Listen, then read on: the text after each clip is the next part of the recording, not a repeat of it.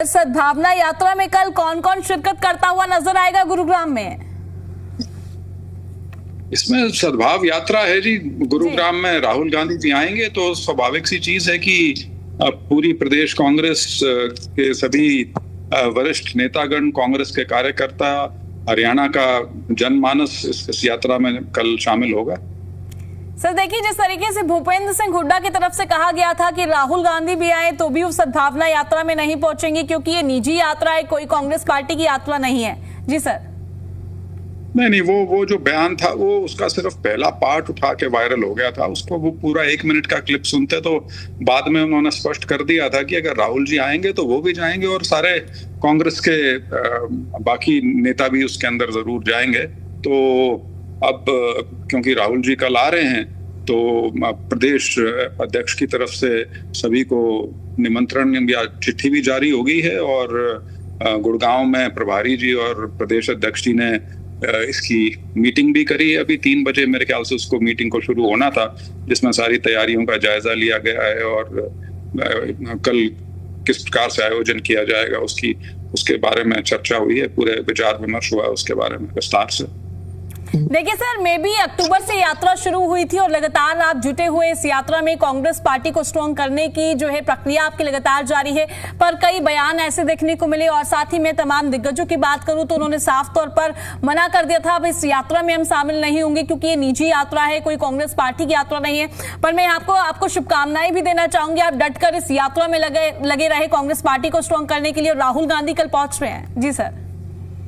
नहीं देखिए, बिल्कुल हमने ये यात्रा जब इसकी घोषणा की, वो घोषणा ही राहुल गांधी जी की अनुमति के बाद की थी। राहुल गांधी जी और मल्लिकार्जुन खड़गे जी जो हमारे राष्ट्रीय अध्यक्ष हैं पार्टी के, उनसे अनुमति लेने के बाद ही इस यात्रा की घोषणा की गई थी और कांग्रेस के झंडे तले और कांग्रेस की विचारधारा को लोगों के बीच में ले जाने का काम था। सद्भाव यात्रा, कांग्रेस का हाथ भाईचारे के साथ, ये हमारा मुख्य तौर पर संदेश था।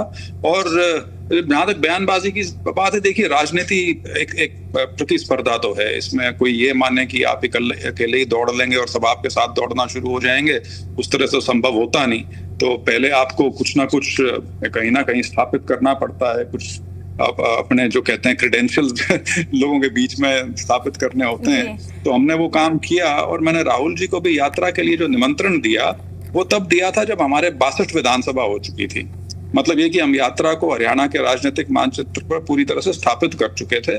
उसके बाद जाके मैंने उनको यात्रा में शामिल होने के लिए निमंत्रण दिया और उन्होंने सहर्ष उसको स्वीकार किया और कहा कि आखिरी चरण जो होगा उसमें वो इस यात्रा में जरूर आएंगे और अब वो आ रहे हैं। 8 तारीख को कल आ रहे हैं।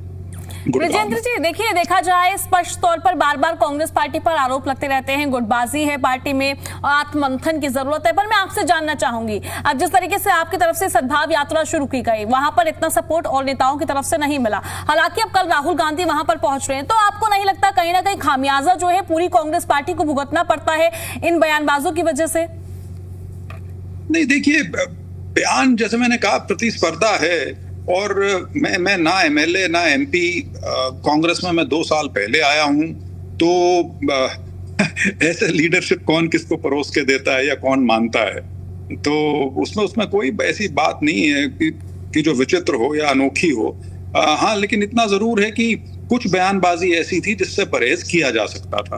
वो कुछ बयान ऐसे थे जिनका आप कह लें कि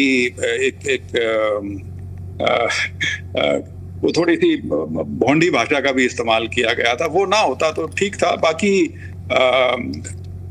अब वो क्या कहते हैं, अंत भले का भला। तो अब हम यात्रा के अंत में हैं। अब राहुल गांधी जी इस यात्रा में आ रहे हैं और कल कांग्रेस के सभी नेतागण, सभी कार्यकर्ता आपको उस यात्रा में नजर आएंगे। और वैसे भी यात्रा देखिए 7 महीना हो चुका है, करीब सभी लोग इस यात्रा में किसी ना किसी स्तर पे या किसी ना किसी स्टेज पे इस यात्रा के साथ जरूर जुड़े हैं और जो रही सही कसर थी वो कल पूरी हो जाएगी। ब्रजेंद्र जी, मैं आपसे एक और सवाल करना चाहूंगी। आपको नहीं लगता क्या कि अभी जो है कांग्रेस पार्टी को एक होने की जरूरत है? क्योंकि राज्यसभा चुनाव की बात की जाए या फिर मैं विधानसभा चुनाव की बात करूं या मैं अभी हाल ही में 5 राज्यों में चुनाव हुए मैं उनकी बात करूं, कहीं ना कहीं खामियाजा जो है कांग्रेस पार्टी को भुगतना पड़ रहा है इन्हीं वजह से। अभी पिछले दिनों जो है कुलदीप वत्स का भी बयान सामने आया, वो अपनी ही पार्टी में गंदगी बता रहे हैं, जिस वजह से जो है अब देखिए जनता तक क्या मैंडेट जाता है, यही जाता है ना कि कांग्रेस पार्टी के आपसी ही नेता एकजुट नहीं है।